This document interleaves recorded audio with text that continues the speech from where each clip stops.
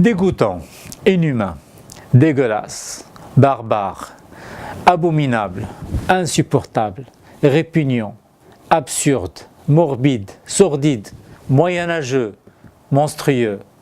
Les qualificatifs, les adjectifs et les mots démissionnent face aux images d'horreur que nous avons endurées cette semaine.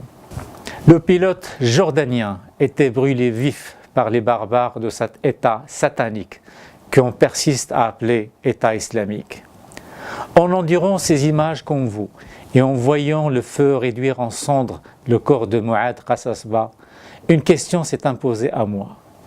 Qui est en train de mettre le feu à l'islam et à l'image des musulmans? Sachant la complexité de la réponse et prenant en compte l'abstraction du tableau géopolitique mondial où les intérêts s'entremêlent plus que jamais, c'est dans le regard et l'attitude des jeunes pilotes que j'ai repris confiance. Ils ont brûlé le corps de Mouad, mais pas son esprit. Ils ont voulu terroriser le monde, mais ils n'ont fait qu'augmenter la détermination du monde à les rejeter et les combattre. Cependant, des questions persistent. Comment et pourquoi la coalition internationale n'arrive pas à mettre fin à leur tyrannie, qui permet à ces milliers de personnes venues du monde entier de traverser les aéroports et les frontières pour rejoindre ces terroristes, qui achètent leur pétrole et qui deal avec eux. Ce sont des questions qui s'imposent, car ces crimes contre l'humanité ne doivent plus durer et leurs auteurs doivent être traqués, arrêtés et jugés. Il est dangereux et inacceptable d'avoir la moindre sympathie envers ces barbares. Ils sont en train de blasphémer l'islam comme personne d'autre auparavant.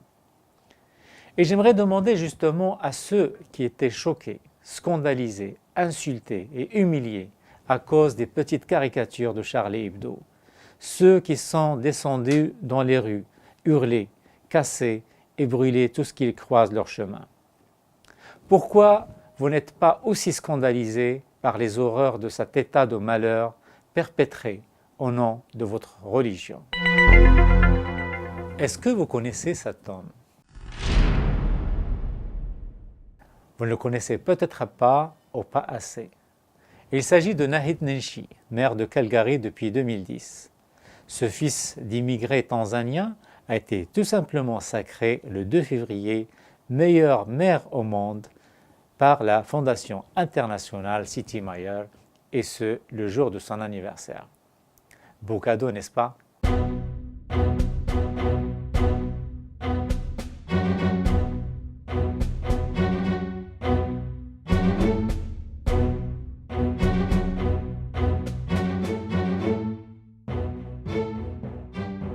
Et si je vous dis Hamza Chaoui, ça vous dit quelque chose?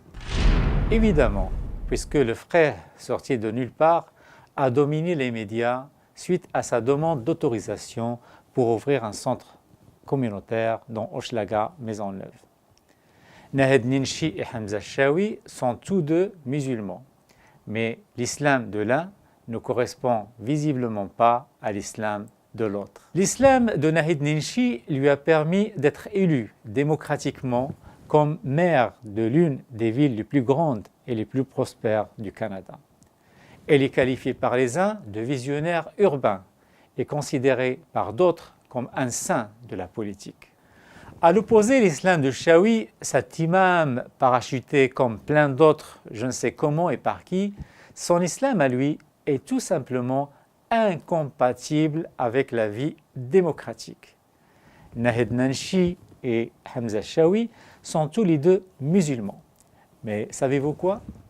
C'est le frère qui a intéressé les médias québécois.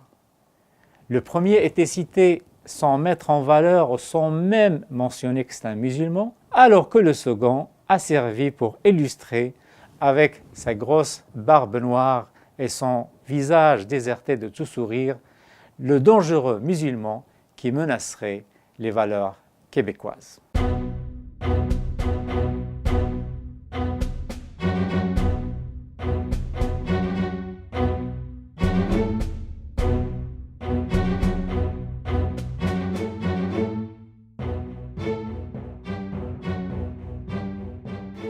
Chaoui a donné un superbe alibi aux détracteurs de l'islam et des musulmans et à ceux qui veulent arrêter ou réduire l'immigration venue de l'Afrique du Nord.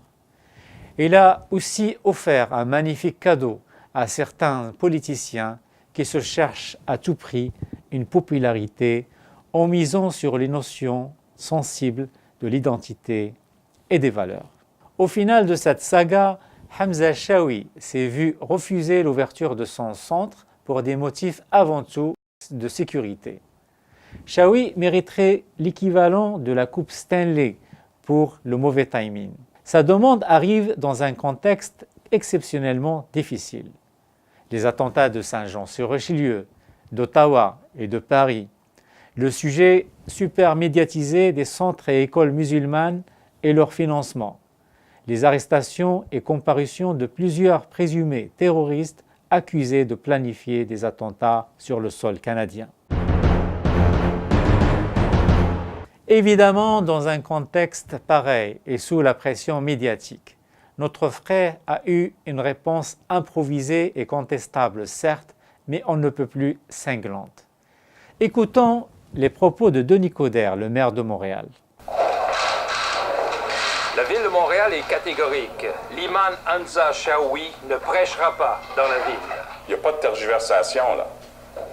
La personne n'a pas fait de demande de permis d'occupation. Puis de toute façon, si elle veut le faire, elle ne l'aura pas. C'est clair, là? Elle ne l'aura pas. Un agent de radicalisation, un fomenteur de tension sociale peut provoquer des choses. Et présentement, vous voyez ce qui se passe du côté de l'État islamique. Les loups solitaires peuvent exister et c'est le fruit de la radicalisation.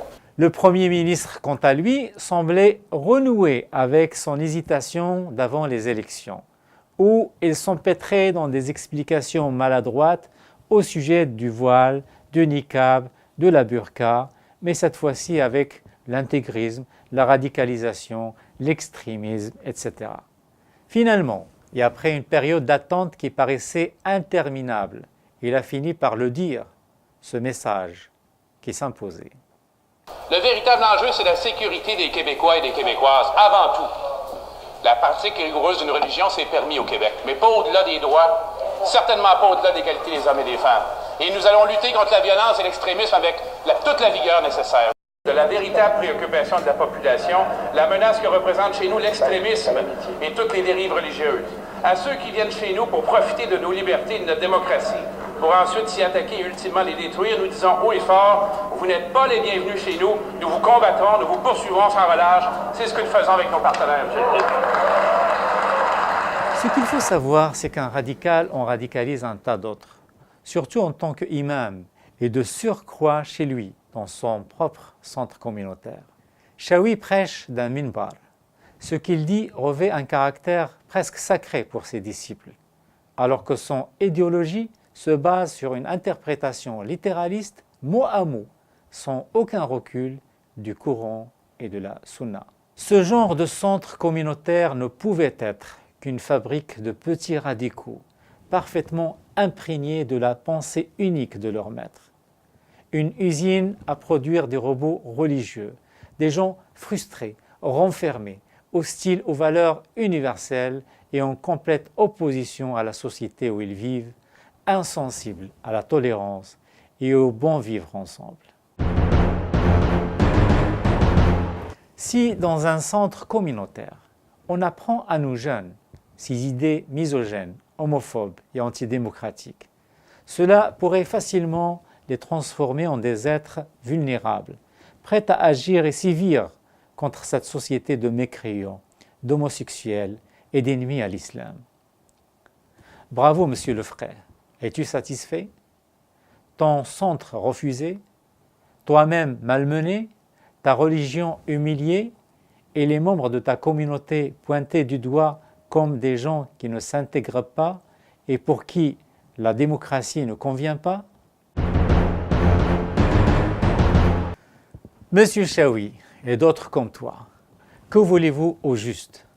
Puisque la démocratie ne correspond pas à vos convictions, pourquoi faites-vous appel à cette même démocratie pour vous protéger et garantir vos droits de vivre en paix, de vous exprimer et d'agir comme bon vous semble. Même le maire de Québec, Régis Laboum, a tenu à t'envoyer ce petit message, pas trop aimable. Si ça vient à Québec, il va y arriver à la même affaire. On va s'organiser pour pas qu'il puisse s'installer. C'est un perturbateur, c'est le genre d'individu qui crée haine, etc., etc. Et moi, je pense qu'à Québec, il ne serait pas bienvenu. Que vous reste-t-il, M. Chaoui Ndkou? La communauté, dites-vous? Non, non, non, non. Je crois que les Québécois et Canadiens musulmans en général ne veulent plus de vous non plus. Nous sommes venus ici pour jouir de nos libertés individuelles et vivre dans un système démocratique basé sur la liberté d'expression, l'entraide et le respect mutuel.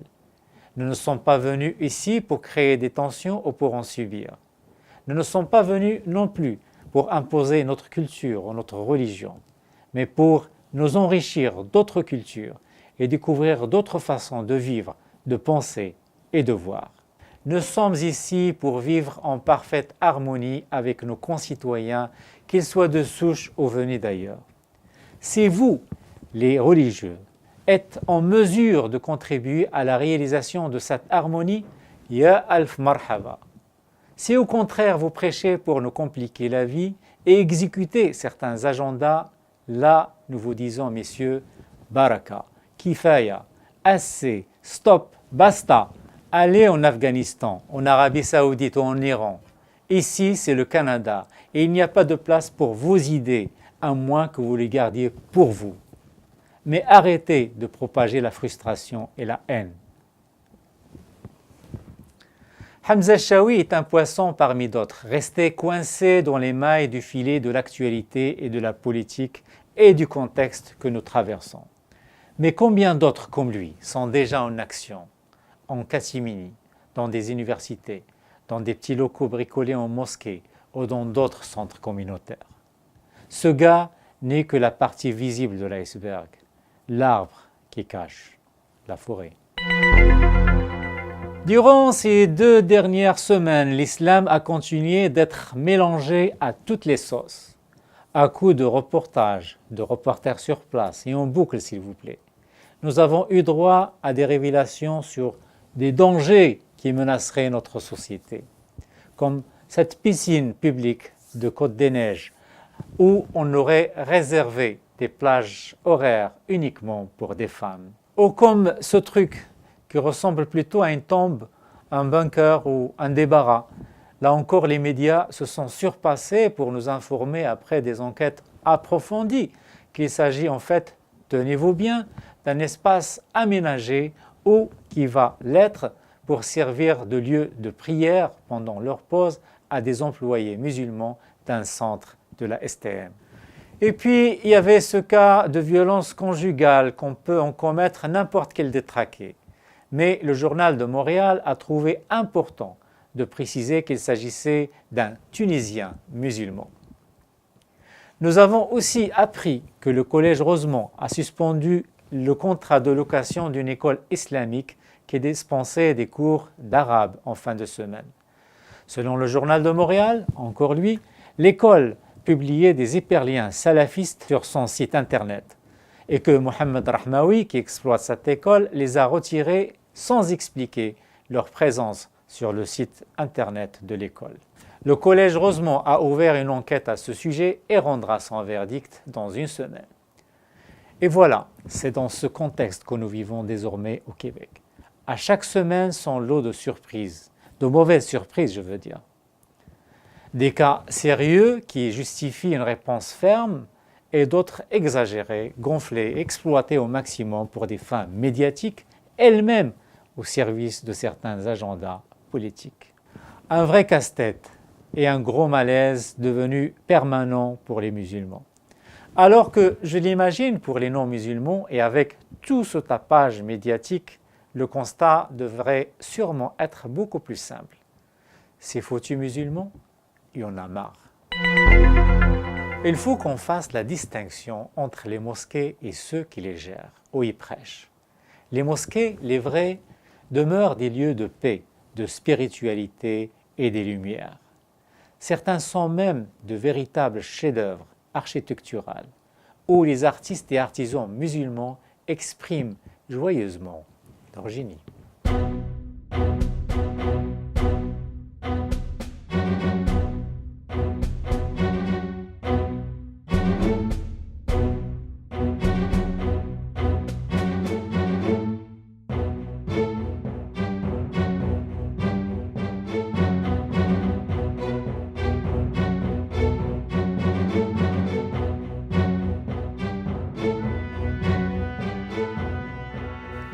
On l'a chassé par la porte, il revient par la fenêtre. Dans le lot des sujets qui touchent l'islam et les musulmans au Québec, le quotidien La Presse nous a appris que Saïd Jaziri, cet imam controversé et interdit de territoire au Canada pour le reste de sa vie, a toujours la main mise sur la mosquée Al-Quds, surtout que la Cour supérieure, dans un récent jugement, lui a donné officiellement ce droit. Saïd Jaziri continue aussi de contrôler l'association qui gère la mosquée, reconnue comme un organisme de bienfaisance sur le plan fiscal. Ses actifs sont évalués à 2,5 millions de dollars. Pour le rappel, et là je cite la presse, Jaziri s'était fait connaître il y a une dizaine d'années pour ses déclarations homophobes et pour l'instauration des tribunaux religieux. Le Tunisien a été expulsé du Canada en 2007 pour avoir caché son passé criminel aux agents d'immigration et a été banni du territoire de façon permanente. À ce sujet précisément, j'étais témoin de cette manifestation organisée en 2011 par les opposants à la direction de la même mosquée Al-Quds, composée selon eux de la famille Jaziri. Doter les mosquées de conseils administratifs élus démocratiquement et mettre en pratique la transparence au niveau de la gestion et surtout au niveau des sources de financement. Des demandes qui sont de plus en plus d'actualité. Ils deviennent même une nécessité pour redonner à nos lieux de culte leur pureté perdue.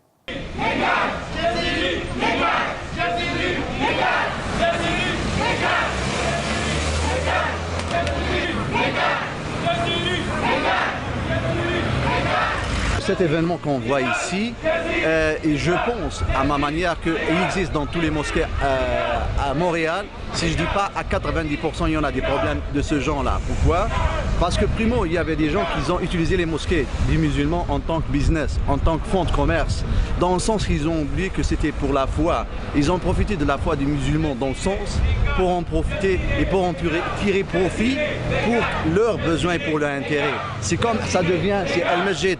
Ça, c'est le masjid de Al-Jaziri, l'autre c'est le masjid de M. Yacoub, l'autre le masjid de Flan et ainsi de suite. C'est comme ils réclament, c'est comme c'est un bien qu'ils ont hérité de leurs parents, de leur famille. C'est que je pose la question actuellement à toutes les mosquées, à tous les musulmans qui sont vraiment fidèles à leur foi, de protéger nos mosquées. Jaziri, on veut pas le retour de Jaziri, on veut pas le retour de Jaziri.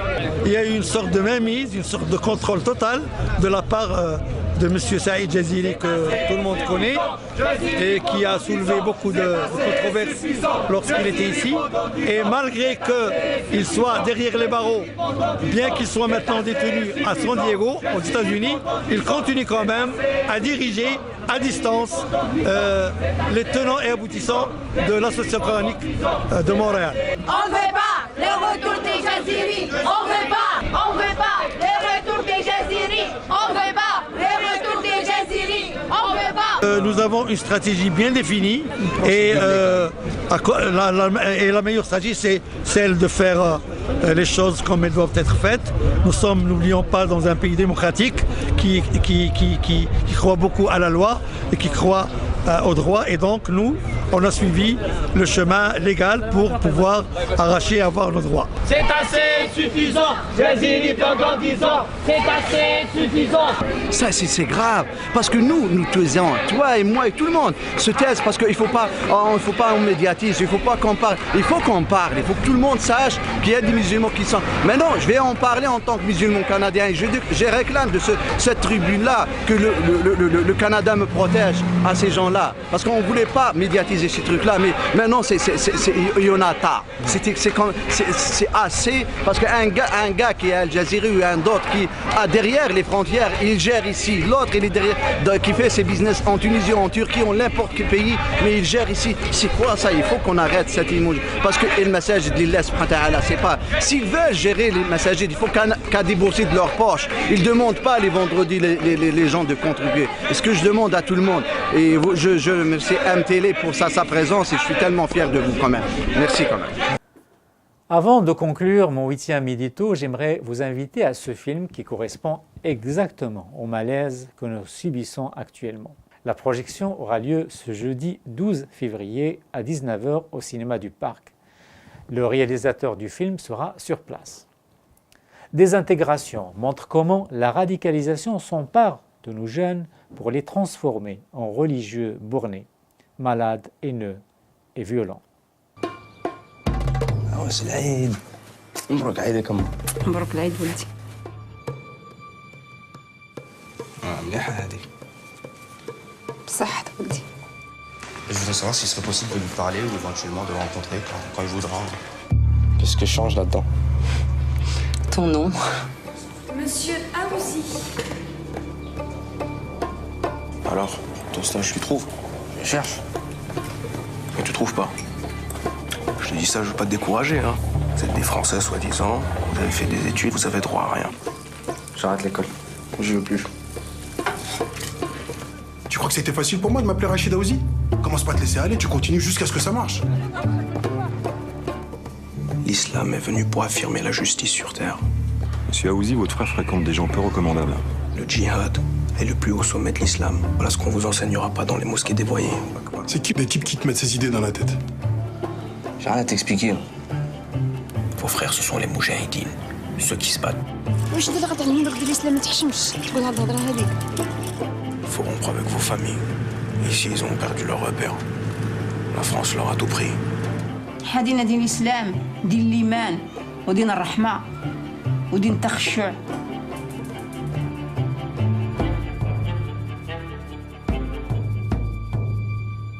À partir de maintenant, vous n'êtes plus des Français. Faisons un petit saut au Maroc. Je n'ai pas pu résister à revenir sur les propos du Premier ministre marocain qui ont fait le buzz ces derniers jours. La séance parlementaire mensuelle du 3 février fera certainement partie du bêtisier gouvernemental marocain. Abdelila Benkiran, connu pour sa spontanéité et son langage populaire improvisé, s'est retrouvé malgré lui dans l'embarras quand une députée de l'opposition lui a lancé avec défi que son parti politique est trop grand pour lui.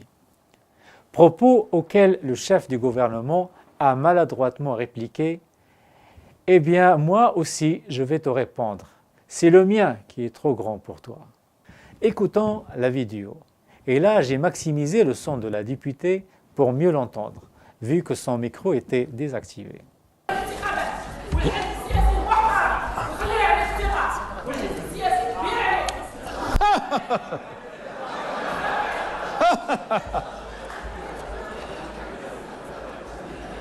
ايوا صبحي ليا حتى انا غنجاوبك ديالي اللي كبير عليك الله يهنيك.